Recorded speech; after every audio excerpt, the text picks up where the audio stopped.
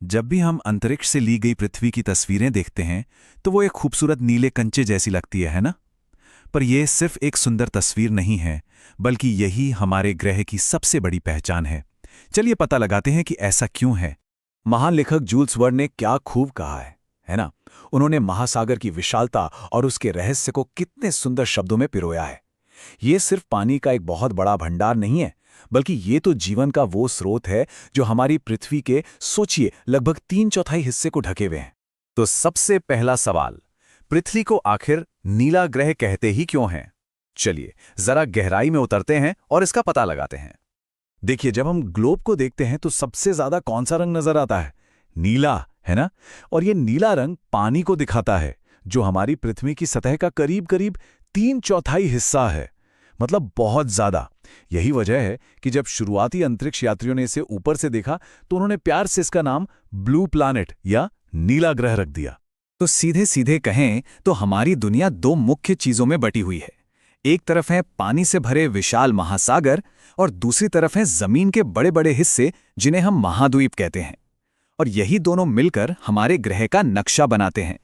और सोचिए, ये सिर्फ जमीन और पानी का बंटवारा नहीं है, इन दोनों का आपस में एक गहरा रिश्ता है। महासागर हमारे मौसम को कंट्रोल करते हैं और महाद्वीप उस मौसम में जीवन को पनपने की जगह देते हैं, चाहे वो पेड़ पौधे हों, जानवर हों या फिर हम इंसान।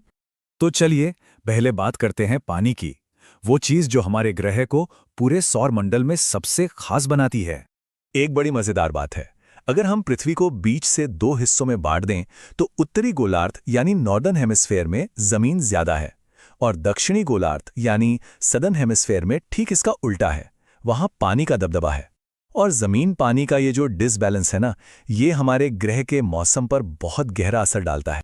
अब ये जो डिसबैलेंस है, ये कई सवाल खड़े करता है, जैसे कि किस गोलार्ध में ज्यादा पानी है, या फिर क्या जमीन और पानी का अनुपात दोनों हिस्सों में अलग अलग हो सकता है? और सबसे बड़ा सवाल, क्या ये सारे महासागर असल में आपस में जुड़े हुए हैं?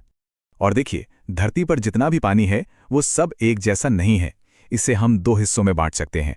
एक है खारा पानी, जो महासागरों में मिलता है। यह धरती के ज्यादातर पानी का हिस्सा है, लेकिन हम इसे पी नहीं सकते। और दूसरा है मीठा पानी, यानी पीने लायक पानी, जो हमें नदियों, झीलों और जमीन के नीचे से मिलता है। और ये पूरी धरती के पानी का एक बहुत ही छोटा सा हिस्सा है। इसी पर सारी जिंदगी टिकी है। तो यहाँ एक बहुत बड़ा सवाल खड़ा होता है, अगर हमारी पृथ्वी पर इतना ज्यादा पानी है तो फिर हम पानी की कमी या जल संकट जैसी बातें क्यों सुनते रहते हैं? ये सोचने वाली बात है कि हम अपने घरों में, स्कूलों में या आस पड़ोस में पानी बचाने के लिए कौन कौन से तरीके अपनाते हैं। भूगोल ने हमें 5 बड़े महासागरों के नाम सिखाए हैं: प्रशांत, अटलांटिक, हिंद, दक्षिणी और आर्कटिक। लेकिन सच तो ये है कि ये सब अलग अलग नहीं हैं। ये सब एक ही विशाल जुड़े हुए पानी के भंडार का हिस्सा हैं, जो हमारे सारे महाद्वीपों को घेरे हुए है। नाम तो बस हमने अपनी सहूलियत के लिए रखे हैं। अब अगर साइज के हिसाब से देखें तो एक रैंकिंग बनती है। सबसे बड़ा है प्रशांत महासागर। ये इतना विशाल है कि धरती का 1/3 हिस्सा कवर कर लेता है। फिर आता है अटलांटिक, उसके बाद हिंद महासागर, फिर दक्षिणी महासागर, और लिस्ट में सबसे आखिर में आता है सबसे छोटा आर्कटिक महासागर। लेकिन ये महासागर सिर्फ पानी का एक विशाल मैदान नहीं है, इनके अंदर तो एक पूरी की पूरी दुनिया बसती है, जीवन से भरपूर रंग बिरंगी दुनिया। एक तरफ तो आपको रंग बिरंगी कोरल रीफ्स मिलेंगी, जो अनगिनत तरह की मछलियों का घर हैं, तो दूसरी तरफ शार्क और वेल जैसे विशाल और शानदार जीव भी इसी समंदर में रहते हैं। ये समुद्री जीवन वाकई में कमाल का है।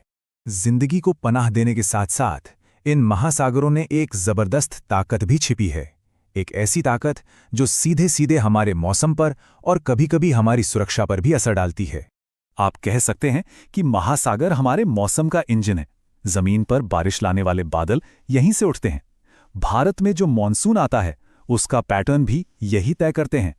लेकिन यही महासागर चक्रवात जैसे भयानक तूफान भी पैदा कर सकते हैं। और एक और विनाशकारी ताकत है सुनामी। ये समुद्र के नीचे जब कोई जबरदस्त भूकंप या ज्वालामुखी फटता है तो उससे उठने वाली लहरों की एक पूरी सीरीज होती है। ये लहरें हजारों किलोमीटर का सफर तय करके तटीय इलाकों में भारी तबाही मचा सकती हैं। 26 दिसंबर 2004 का दिन शायद ही कोई भूल पाए। हिंद महासागर में आई एक भयानक सुनामी ने भारत समेत 14 देशों को प्रभावित किया था। इसकी वजह इंडोनेशिया में आया एक भूकंप था।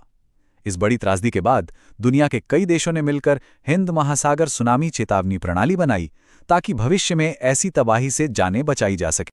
अच्छा, पानी की दुनिया से निकलकर अब जमीन पर आते हैं। यहाँ एक बहुत सीधा सा सवाल है, दुनिया में कितने महाद्वीप हैं? सुनने में तो आसान लगता है, पर इसका जवाब उतना सीधा है नहीं।